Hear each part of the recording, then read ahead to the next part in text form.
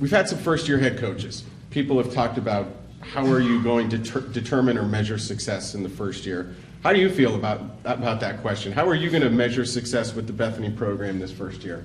Yeah, tough question right out the gate. Yep. But, when I look at that, you got to look at what can we measure. And I would be lying to you if I didn't say, you measure with wins and losses. Like, that plays a big role into it. But, there's other things that we can measure. Is our team GPA, is it getting better since when I got hired? Are we logging more community service hours? So are we getting those measurables? Are we growing as a program in those areas? But also there's unmeasurables, all right?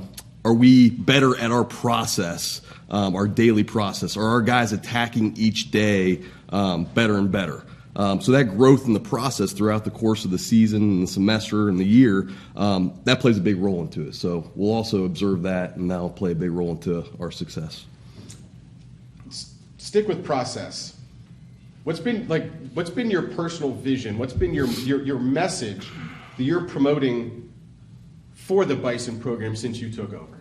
Yeah, since I got hired, it hasn't been about, this is who we're going to be on the field from an X and O standpoint. The biggest thing is, what is our culture? And culture just isn't something that you talk about and it's up in there. No, it's something that you see on a daily basis. You see the culture.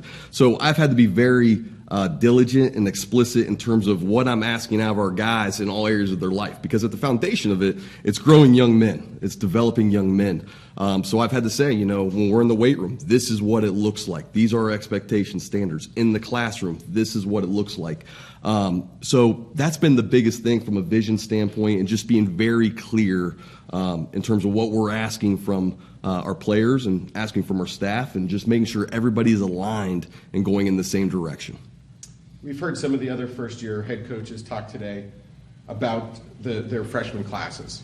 What kind of impact do you think your freshman class can have on your program this season? Maybe not next year, but who are you depending on your freshmen this year? Yes, I think absolutely. There's going to be some key positions where there's going to have to be freshmen step up and contribute on the field.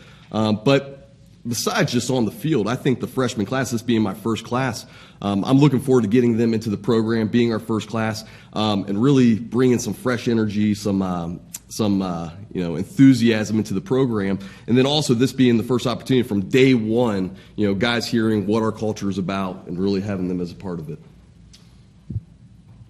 Camp's around the corner, Coach. How are you feeling about getting started with your first camp as a head football coach?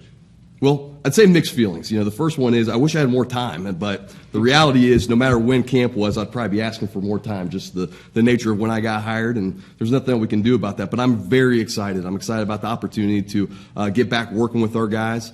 But also there's going to be some big position battles, and I'm excited to see who really emerges in those battles, and who's going to separate themselves, and who are going to be the guys that's that core group that we go into week one with. Coach, my last question for you, and it's about Jordan Aldridge. What do you expect from Bethany's player representative today as he goes into his senior year? Yeah, so Jordan, the biggest thing is, on the field, we expect him to represent what Bethany football is about, what we're going to be about. And that's playing very hard, that's being physical and tough. All right, so that's one piece of it. The next piece of it is, I expect him to drive our culture, being a leader. All right, he's got to be the guy that's relaying our messages as coaching staff and demanding it out of his teammates, especially his younger teammates. So, it's kind of twofold right there. I expect him to represent us, who we are on the field, but also from a leader driving our culture and demanding that out of the rest of the guys. Yes, sir. Coach, good to talk to you. Jordan, a couple questions for you. In what ways do you expect to lead the defensive unit this season, and what are your own expectations for the Bison defense in 2022? The way I expect to lead the defense is like what Coach said, relay his message, make sure it's all clear. We're all 11 of us that's going to be on the field together are all moving in the same direction. And what I expect us to do is just do the basics, contain the ball, be a gap-sound defense, and just be able to cover. And wherever that puts us in the pack, we'll see. What are some things that you've done differently this offseason to prepare for your senior season, your final season? I'm in the weight room a lot more. I'm in there 6 days a week for 2 hours at least. I try to change what I've been doing in the weight room. Coach has given us a new workout program, which is good for us. I think it's been the best program I've had since I've been at Bethany. And I'm going to the field more too. I'm getting my field work in. But other than that, I've just been trying to better myself for this fall. You're a Wheeling native, Yes, so sir. talk about what it's like to play college football so close to home. Not just Western PA, or I mean, about playing at home at Bethany. There's not many other closer places you could play to Wheeling than Bethany. So talk about that. Yeah, it's honestly been a blessing. It's like been a dream to play close to home. I mean, to get all my close friends and families to the games, it's really easy to. It's like I'm inviting a new friend or a new family member to the game every week. But it's honestly been a blessing. I get to play with two of my high school teammates, and Dave Olmacorder and Jermaine Snodgrass. It's just been a blessing to get to cherish these memories that I'm creating, and yeah, it's just been a blessing, honestly. Jordan, my last question for you. Give us the name of one Bethany player on offense and one Bethany player on defense that you think could really have breakout seasons in 2022.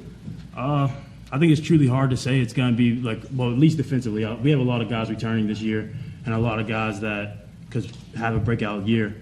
But I would have to say Markel Ross. I think he's going to be a guy. There's also more guys like Nathan Rouse, Brennan Smith. Those guys, they all put in work. I've watched them. They fell behind. They follow his message. They're right there with me every time. Like we be in the weight room competing with each other. I know what them guys are about. But I think Markel Ross defensively will be our guy that has a breakout year. And for our offense, I'd have to say Trey Dean. Trayvon Dean. He's a wide receiver. He's big. He has all the ability in the world that you would want out of a receiver. And last year, he was battling injuries, but he's young too. It was his first year in our offense, so everything should come together for him this year. Coach Jordan, thank you guys. Bethany opens its season on Saturday, September 3rd at home against Hiram College. Bethany.